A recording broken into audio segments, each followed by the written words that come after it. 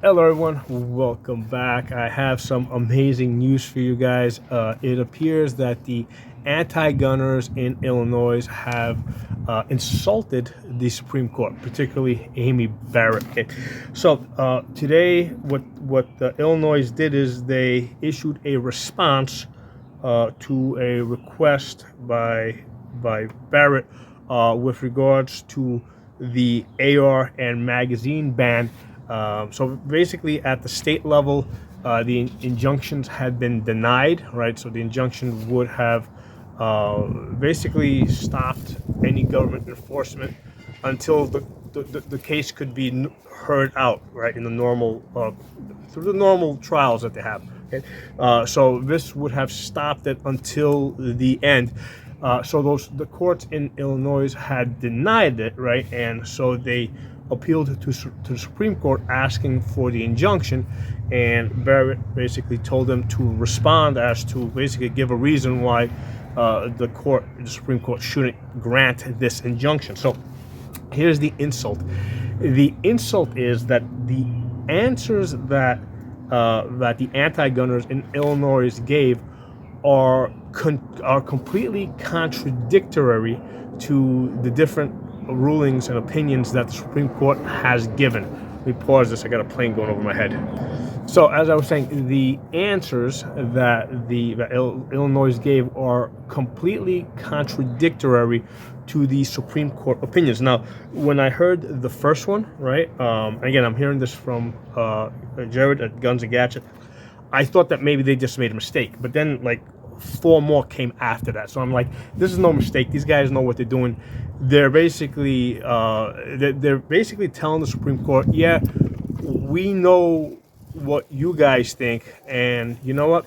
We have a feeling we know how you guys are going to rule. So you know what? We're just going to tell you guys what we think, and you guys can do whatever you want. That's how I'm interpreting this. So the first big mistake that they made, right, was they referenced a two-step approach, okay? And in the Nysurpa versus Bruin, the court said that there is no two-step approach, okay? So these guys aren't stupid. For them to say there's for them to reference the Illinois two-step approach, that's an insult, okay? So she can nail them to the wall just for that, okay? So the second insult was they were referencing the First Amendment and comparing the Second Amendment to the First Amendment, and essentially implying that the Second Amendment was somehow not equal to the First Amendment. Okay, so again, in Nysurpa and Bruin, the court said that the Second Amendment is not a second-class right. So again, they're going completely contradictory to what the court said in Nysurpa versus Bruin. So again, that's an insult. Okay, so again, now can she nail them to the wall? She can nail them to the wall upside down for that one. Okay. So the next insult is where they reference post-Civil War Reconstruction black laws. Okay, so after the Civil War, basically some of the southern states, they decided to get crafty, and they came up with a whole bunch of gun control laws to try and prevent the newly freed black slaves from getting guns. Okay, so those are what we refer to as the black laws. So the problem with these laws, aside that they're just morally wrong, okay, the problem with these laws is that they are out of the correct time period. The time period is in and around the ratification of the Second Amendment, which is basically 1791 to 1836. Okay, so that's the time period. They can't look at any laws after 1836. Okay, and they have to be specifically laws that are on the books and enforced. So the cutoff would be 1836. It has to be in that time period. So going all the way forward to the Reconstruction period is incorrect. So for this, she can nail them to the walls upside down, and now punch them in the balls for that error. Okay, so again, these are insults that they're thrown at the court. Okay, so the final insult that Illinois did is they basically said that AR-15s and standard 30-round magazines are not commonly used, and from the Katana case, we know that the standard set, right, and that was a stun gun case. So the standard was set at 200,000. Okay, so any arms, right, and again, and they considered a stun gun an arm, right, covered by the Second Amendment.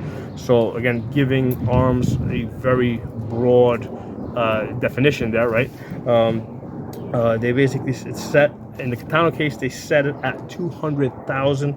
So obviously AR-15s and their magazines, standard magazines, have been sold and circulated in the millions at this point. So again, that's an insult, right? Because they know, these are lawyers, they know that the common use standard has been set at 200,000 in the Catano case, and they're just throwing this in the court and basically just pretending that all these prior rulings don't exist, they don't mean anything. Okay, that's the implication of this response, that the courts, because that's what they're basically telling the court, that their prior rulings don't mean anything to them. Okay, so for that one, okay, so now we are at she can nail him to the wall upside down, punch them to the balls, and for that last one, she can also set them on fire. Okay, so this is an insult. This is an insult from Illinois to the Supreme Court, and I think that this is going to motivate them to come out with some really strong language against the anti-gunners. I wouldn't be surprised if they just come out with a ruling outright shutting down AR-15 bans and magazine bans, because this is an insult.